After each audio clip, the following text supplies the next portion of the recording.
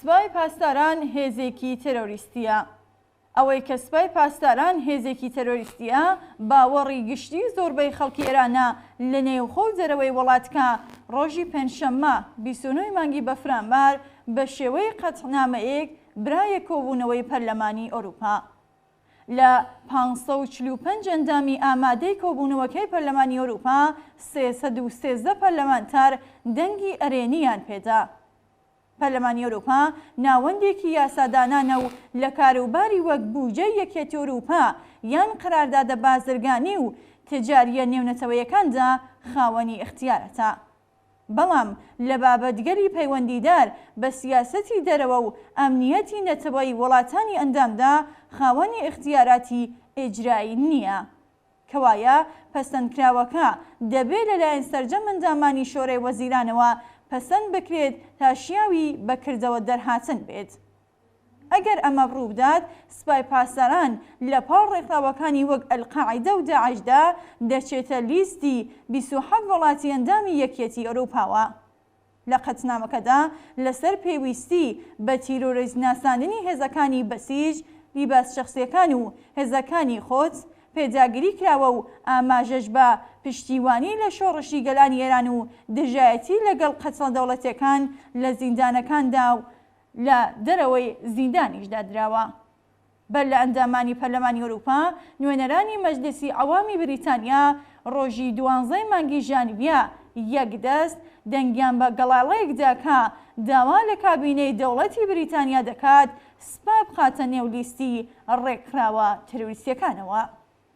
لە راپۆرتەکاندا هاتووە کە وەزیرانی دەرەوەی ئەڵمان و ئەمریکا سەرەتا لەگەڵ قەتنامەکەدا دژایەتیان کردووە و دواتر بە هەندێک دەستکاریەوە موافقەتی خۆیان بۆ ڕاگەیاندووە.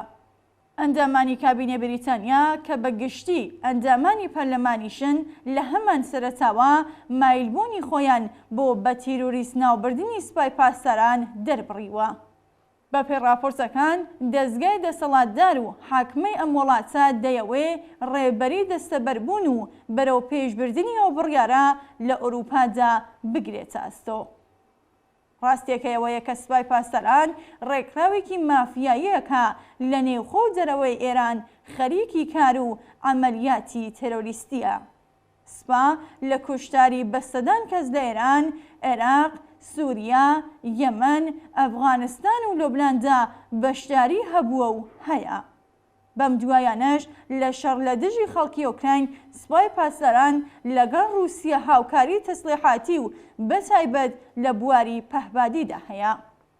سوپای پاسداران وێڕای بەشداری ڕاستەوخۆ لە کردەوەی تێرۆریستیدا لەگەڵ زۆربەی ڕێکخراوە تێرۆریستیەکانی چالاک لە ڕۆژهەڵاتی نێوەڕاست و ئەفریقیا لەمانە حەشتی شەعبی لە عێراق، حەزبۆڵڵا لە لوبنان، ڕەوتە شیعیەکان لە سووریا، ئەفغانستان و یەمەن هاوکاری دەکات.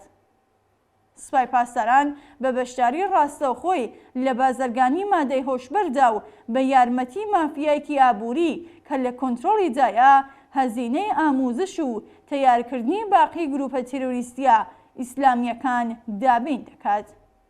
بەشێک لە تیرۆرەکانی سوپای پاسداران لە ئاستی ناوچەکە و دنیادا لە ڕێگەی باندە چالاکەکان لە بواری مادەی هۆشبەر، هەناردەکردنی چەک، قاچاغی ئەرز و کۆچبەرانەوە بەڕێوە دەچێت. ئەم ڕاستیانە کە بۆ بەشی زۆری خەڵکی ئێران ڕوون و ئاشکرایە تەنیا بەشێکی بچووکە لە جەنایەتەکانی ئیژدیهای سوپای پاسداران. پەسەندکراوی ڕۆژی 29 مانگی بەفرانباری پەرلەمانی ئەوروپا لە بارودۆخی ئێستادا دەستکەوتێکی باشە بۆ شۆڕشی ئێران و دەبێت لە خزمەت بە بەهێزکردنیدا بەکار بهێنرێت.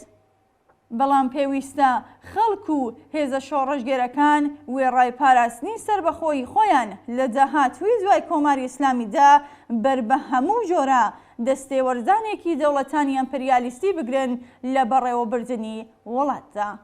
ئەمەش تەنیا لە ڕێگای دامەزراندنی حکوومەتێکی شۆرایی و مایل بە سۆسیالیزمەوە ئیمکان پەزیر.